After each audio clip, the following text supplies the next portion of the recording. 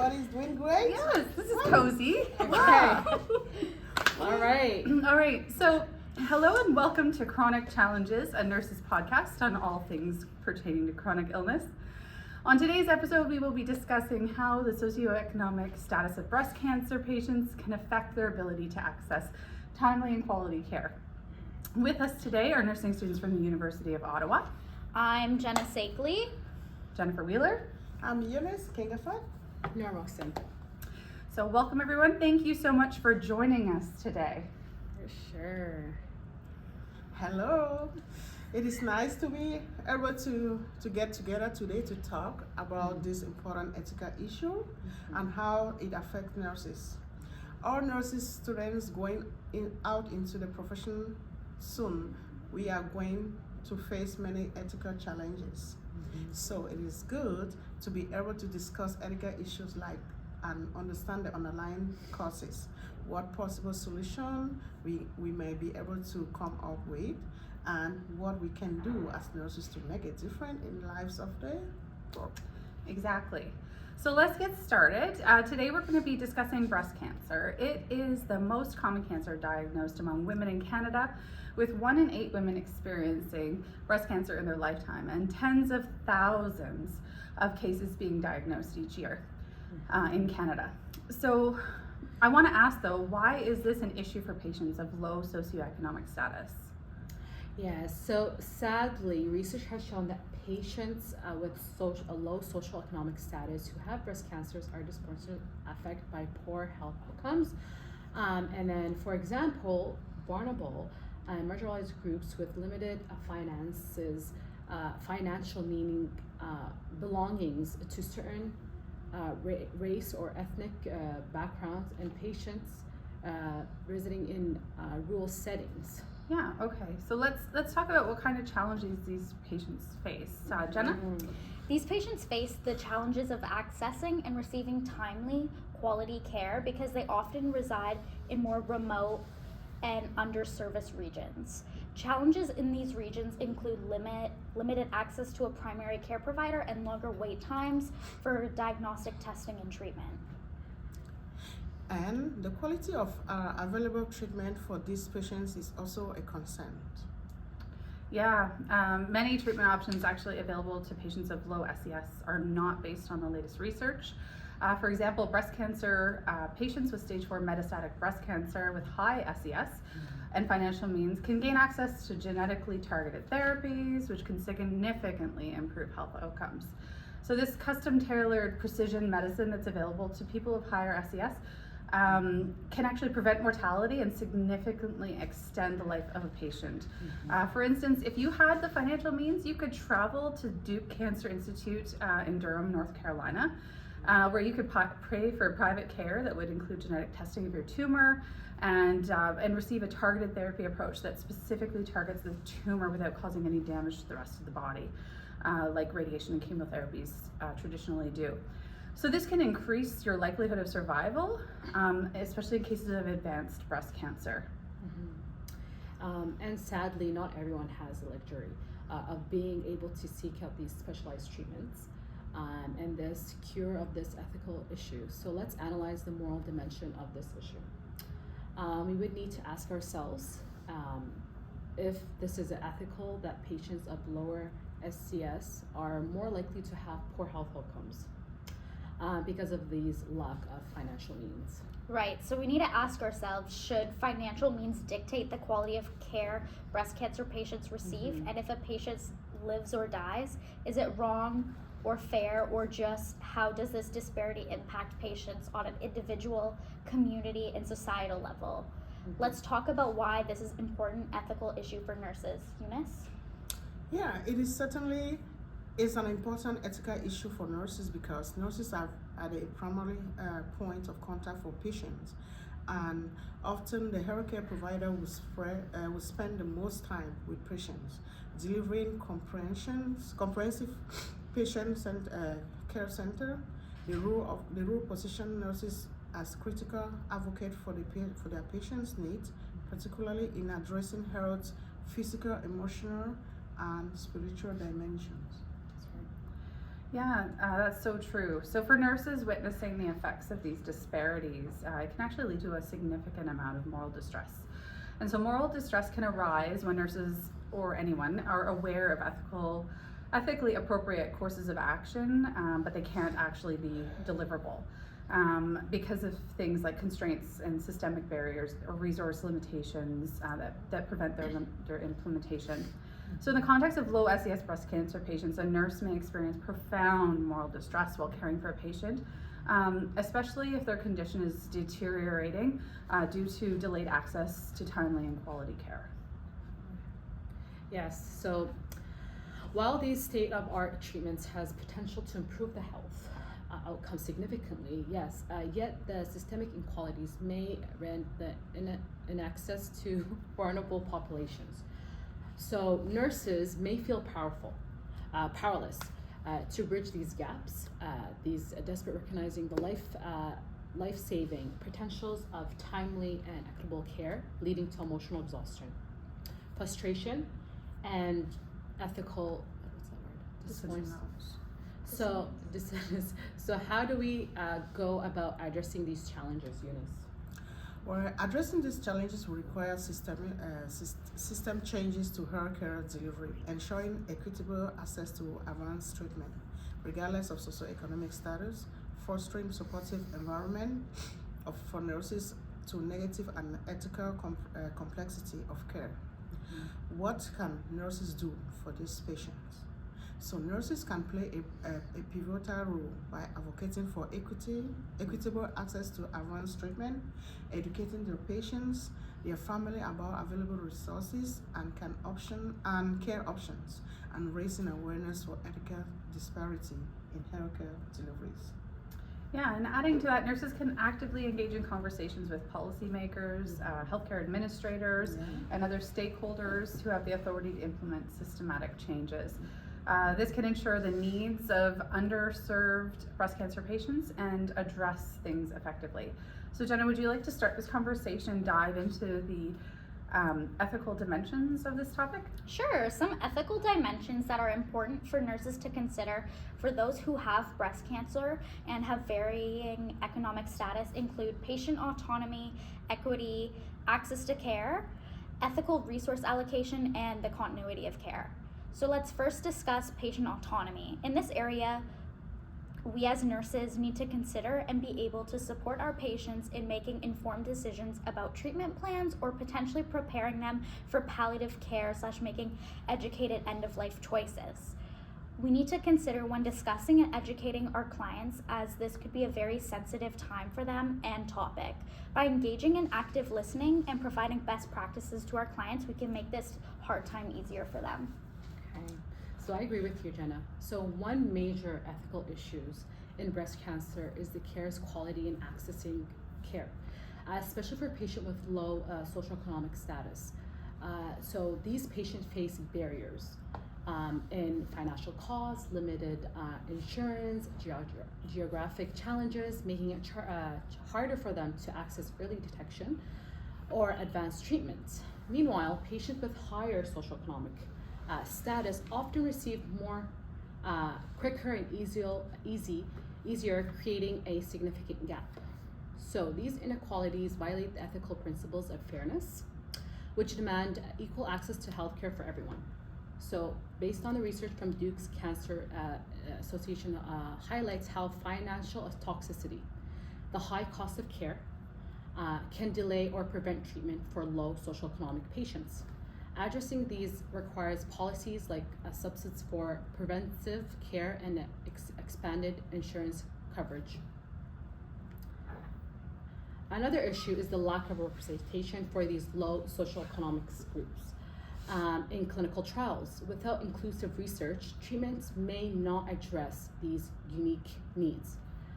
Further widening these disparities, ensuring diverse participation is key to developing therapists that works for all population. As nurses, we are more agents with responsibilities to advocate for our patients. This means that connecting them to resources, raising awareness, of these inequalities and supporting systemic change to improve access. Policymakers, research, and advocacy groups also play a crucial role in creating a fair healthcare system. By combining advocacy with respect, patient-centered care, we can help bridge these gaps and ensure better outcome for under-reserved communities.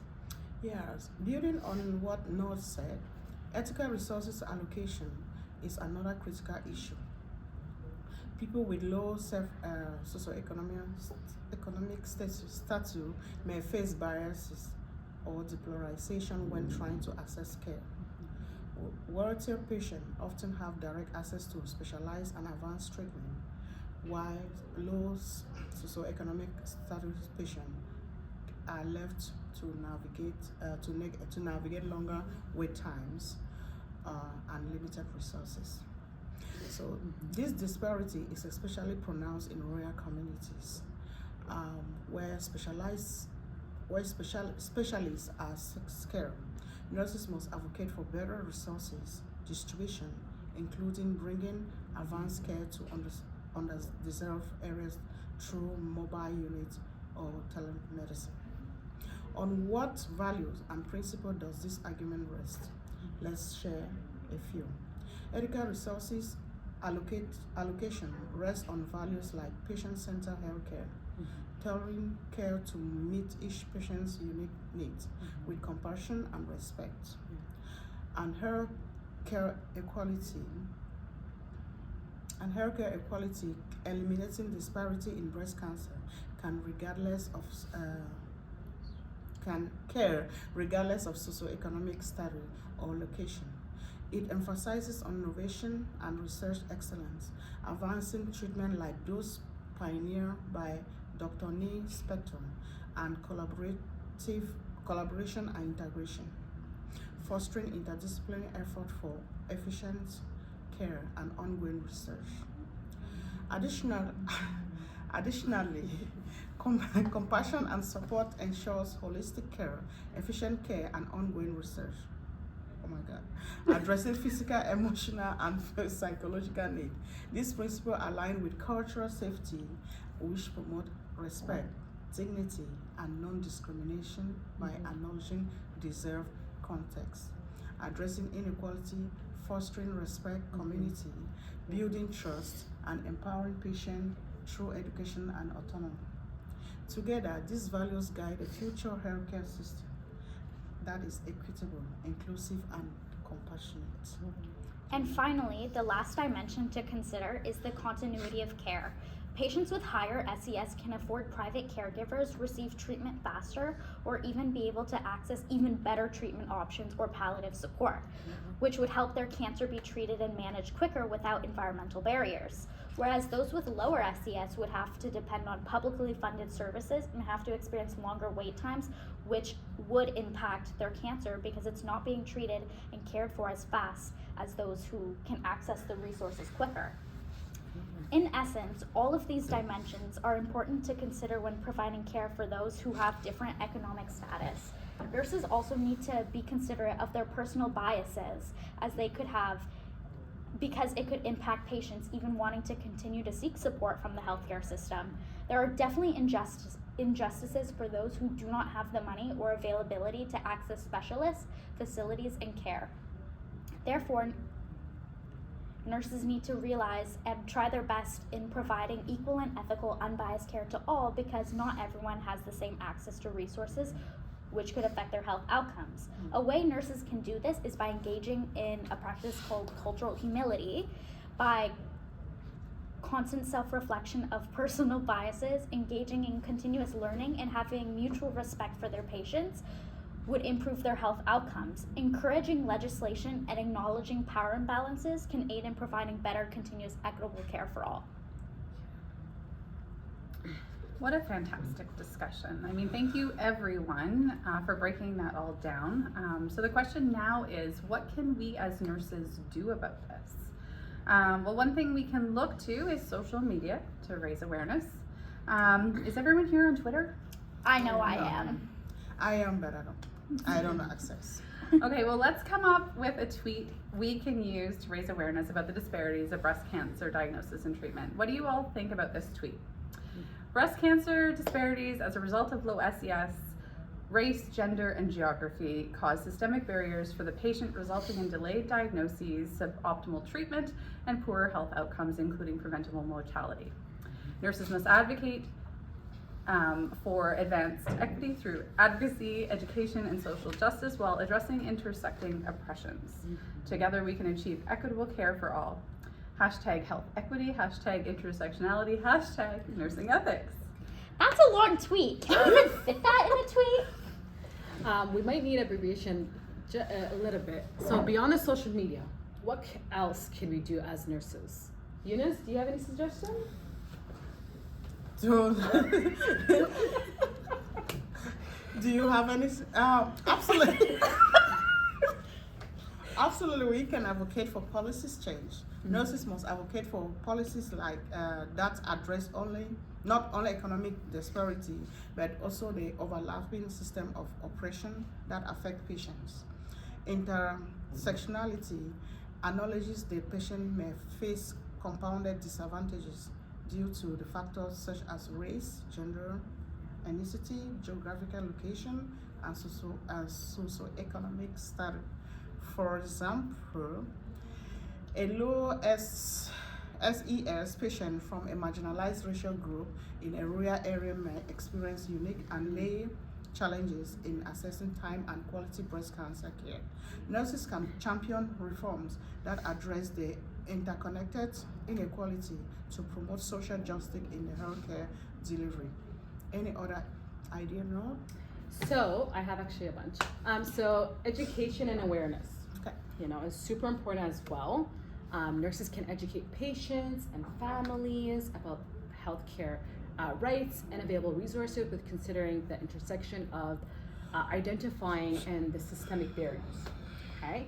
For instance, we can do like outreach programs and designed for rural indigenous people, should address the cultural safety, language barrier, and the historical mistrust of healthcare system. So think about social justice, require tailoring education, efforts to ensure that no group is actually left behind due to the systemic inequalities. Yes, and interdisciplinary collaboration is important as well. Nurses should work within the interdisciplinary team to provide holistic care that considers the intersectionality of patients' experience. For example, collaborating with social workers and community healthcare workers can help address overlapping barriers like housing instability, transportation challenges, or language accessibility. Social justice demands coordinated efforts to ensure equitable outcomes regardless of the patient's background. Yeah, and let's not forget we should be empowering our patients. Nurses must empower patients by fostering trust and promoting self-advocacy while addressing the systemic inequalities that undermine their autonomy. So intersectionality reminds us that empowerment strategies must consider a patient's unique vulnerabilities, such as cultural stigmas around breast cancer or gender-based barriers to accessing healthcare. Yeah, we can also engage in research and policy development. Intersectionality in research is critical to understand how the compounding effect of race, SES, and geographical impact access breast cancer care. Nurses can advocate for the inclusion of diverse population in clinical trials to ensure equitable representation. Social justice principles require that all populations benefit from advance in healthcare. Yeah, and we can engage in self-reflection and culturality. Culturality reflects on nurses examine their own biases and the power, the dynamics inherent in the healthcare system. So intersectionality expands this lens by urging nurses to recognize how systemic inequalities and privileges impact these interactions with the patients. Social justice mandates that nurses actively challenges these structures to provide equitable, unbiased, and respectful care for all patients.